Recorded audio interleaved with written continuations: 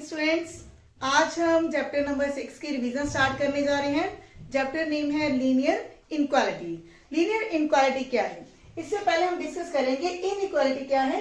जब हम दो नंबर्स को कंपेयर करते हैं, जैसे कि 3 और 7, मैंने यहाँ पे दो नंबर लिखे हैं।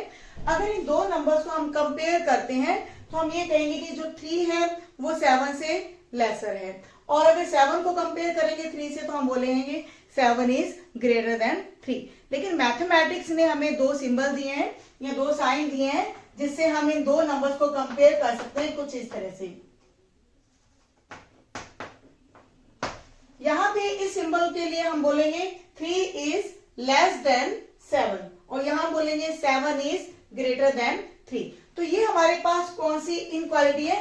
It is called numerical inequality. When two numbers are compared, if two numbers are compared, then we can say it is numerical inequality. इसके बाद है हमारे पास literal inequality.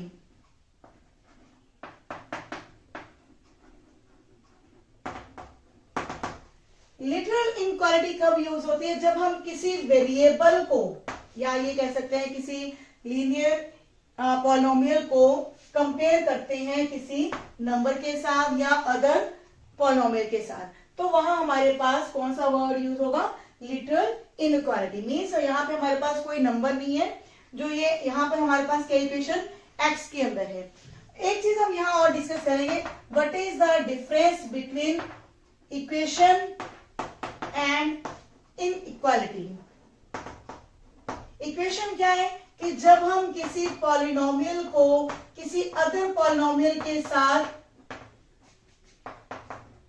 इक्वेट करें, मीन्स दो पॉलिनोमियल है हमारे पास 2x प्लस वाई, दूसरी polynomial है 3x प्लस 5y प्लस 7। अगर दो पॉलिनोमियल्स को हम इक्वेट करते हैं तो हमारे पास इक्वेशन आती है। लेकिन इनइक्वालिटी क्या करती है कि जब हम दो पॉलिनोमियल्स के बीच में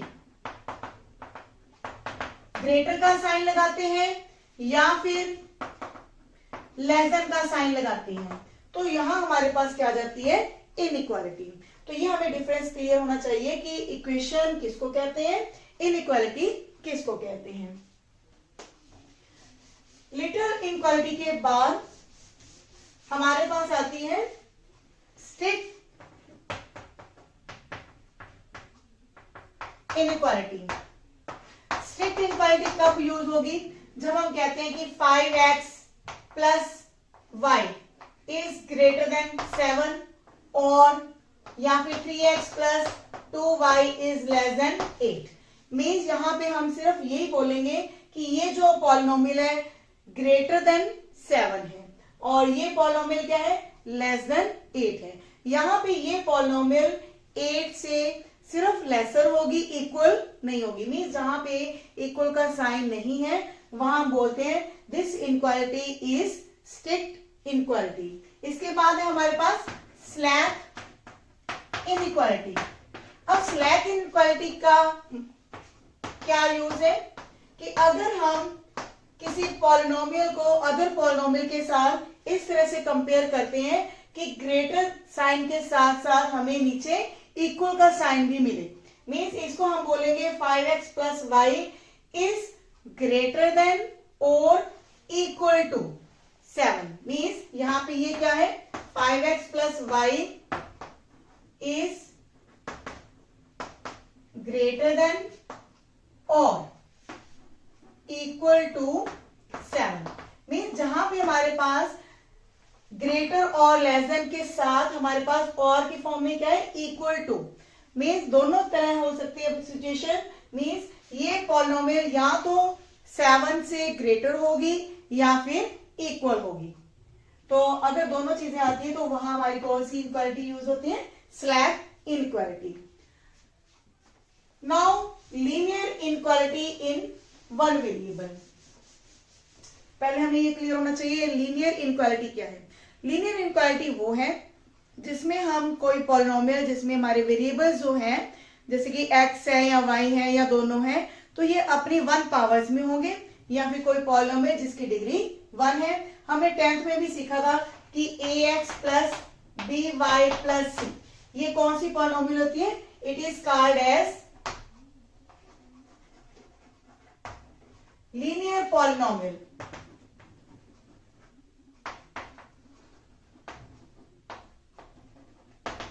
तो लीनियर पॉलिनोमियल की पहचान ही यही है कि उनकी जो वेरिएबल्स हैं एक्स और वाई, या फिर दोनों में से कोई एक अगर वेरिएबल है तो उनकी जो पावर्स हैं वो 1 होती है, या फिर ये कहेंगे कि इस पॉलिनोमियल की डिग्री क्या है?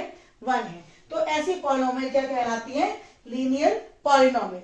लेकिन अगर इस पॉलिनोमियल को हम ग्रेटर देन और इक्वल टू 0 कर दें, या फिर लेस देन और इक्वल टू 0 कर दें, या फिर अकेला हमारा ग्रेटर देन और लेस देन का साइन आ जाता है, तो ऐसी लीनियर पॉलिनोमियल जो इनइक्वालिटी के साथ आती हैं उनको हम बोलते हैं लीनियर इनइक्वालिटी। मींस यहाँ पे जो हमारी पॉलिनोमियल है इनकी डिग्री 1 है और पॉलिनोमियल को कंपेयर किया गया है 0 के साथ, ग्रेटर देन का साइन आएगा या फिर इक्वल का साइन, और या फिर लेस देन और इक्वल टू के साइन है। तो इसीलिए ये पॉलिनोमियल जो हमारे पास इनइक्वालिटी है इसको हम बोलते हैं लीनियर इनइक्वालिटी। तो यह इसके बाद हमारे पास जो लीनियर इनइक्वालिटी है इन 1 वेरिएबल भी हो सकती है, इन 2 वेरिएबल भी हो सकती है। इन 1 वेरिएबल लीनियर इनइक्वालिटी कैसी होंगी? जैसे कि 4x is greater than 8, 9y less than 0, ये हमारी फर्स्ट एग्जांपल। ये second, third, you can write x is greater than और equal to 7, 3y plus 5 is less than और इक्वल टू 0। ये हमारे जो एग्जांपल्स हैं ये 1 वेरिएबल के लिए हैं, जिनमें कोई भी आप इनइक्वालिटी देखिए इनमें हमारे पास क्या होगा? सिर्फ एक वेरिएबल है।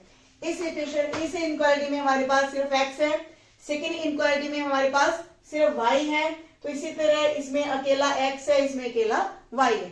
तो ऐसी इनइक्वालिटी जिसमें हमारे पास एक ही वेरिएबल यूज किया गया है वो लीनियर इनइक्वालिटी किसमें आ जाती है? इन 1 वेरिएबल। और इन 2 वेरिएबल्स के लिए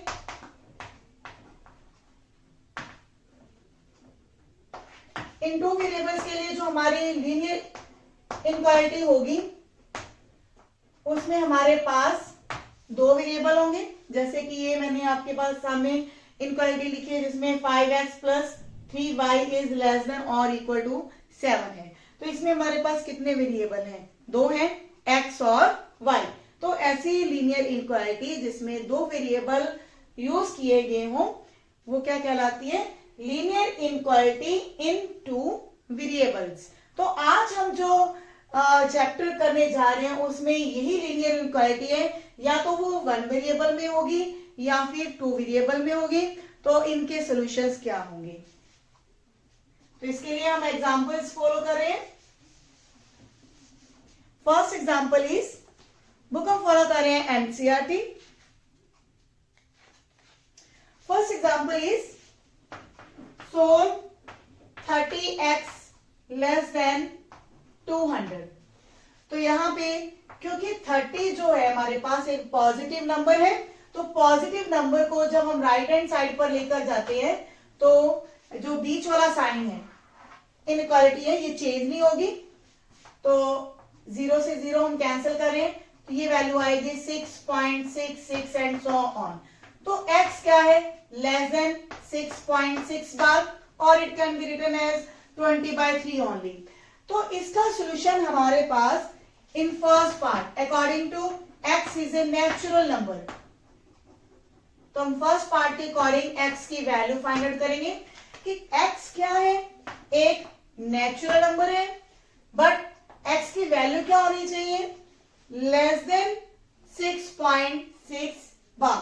तो x की वैल्यू हमारे पास आएगी 1 2 3 4 5 6। एक्चुअली हमारे पास जो नेचुरल नंबर है स्टार्ट किससे स्टार्ट होते हैं? 1 से, 1 2 3 एंड अप टू इनफाइनाइट। लेकिन हमारे पास जो नंबर है लेस देन क्या है? 6.6 बार। तो 6.6 बार से छोटे हमारे पास यही 6 नेचुरल नंबर्स होंगे। Clear? Now second part is x is an integer. अब इंटीजर हमारे पास नेगेटिव नंबर्स भी होते हैं, तो हमारे पास x क्या होगा? No same 6, 5, 4, 3, 2, 1, 0, -1 and so on. Means यहां पे हमारे पास नेगेटिव नंबर्स भी होंगे और 0 से लेके 6 तक पॉजिटिव इंटीजर्स। तो हमारे पास ये जो इनफाइनाइट नेगेटिव इंटीजर्स है और पॉजिटिव हमारे पास 6 है। तो इस तरह से ये हमारे पास दो सोल्यूशन है according to natural number and according to integer. Now if you want to find the solution according to x is a real number, तो उसका सॉल्यूशन क्या होगा?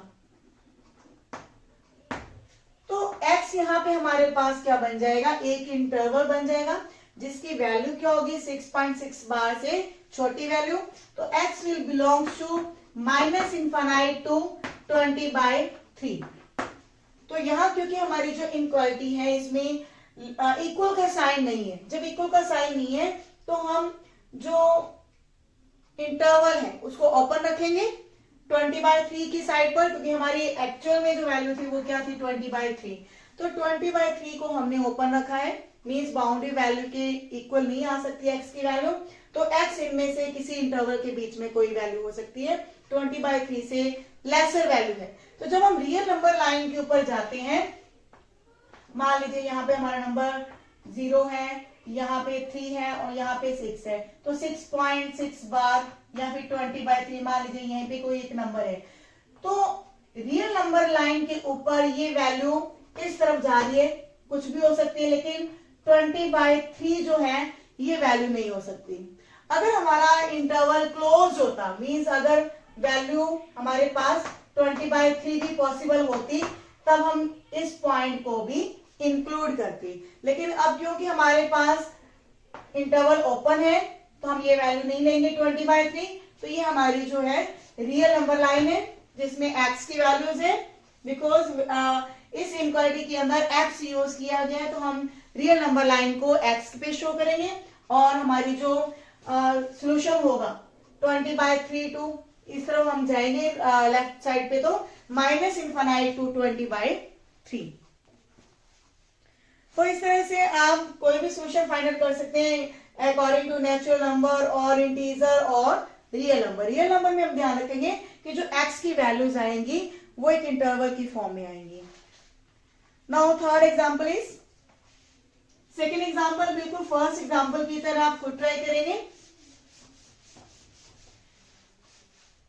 तो थर्ड एग्जांपल है हमारे पास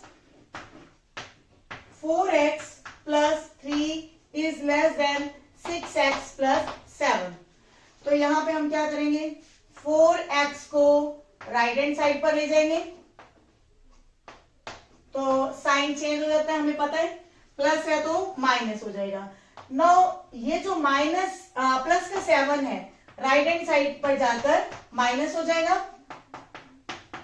now -4 is less than 2x और it can be written as 2x is greater than -4।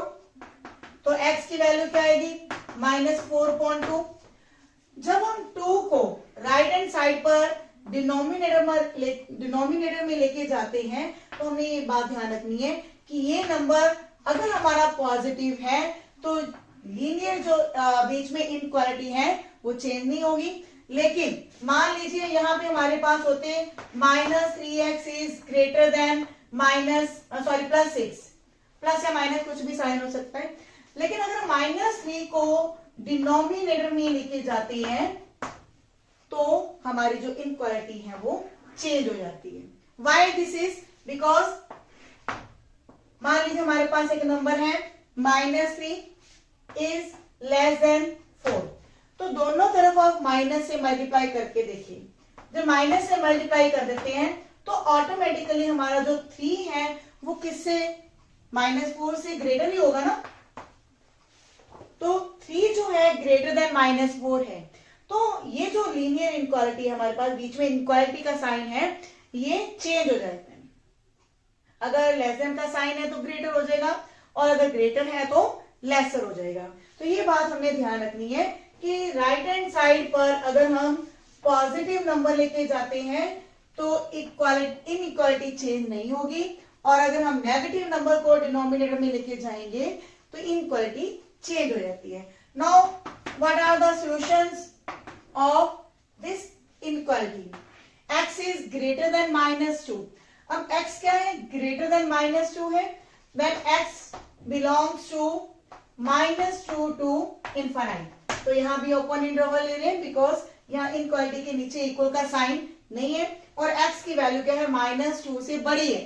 तो अगर हम रियल नंबर लाइन के ऊपर शो करेंगे तो यहाँ पे -2, -1, 0, 1, 2 एंड सो ऑन, और ये हमारी एक्स एक्सिस है, इस तरफ हमारी नेगेटिव एक्स एक्सिस होगी।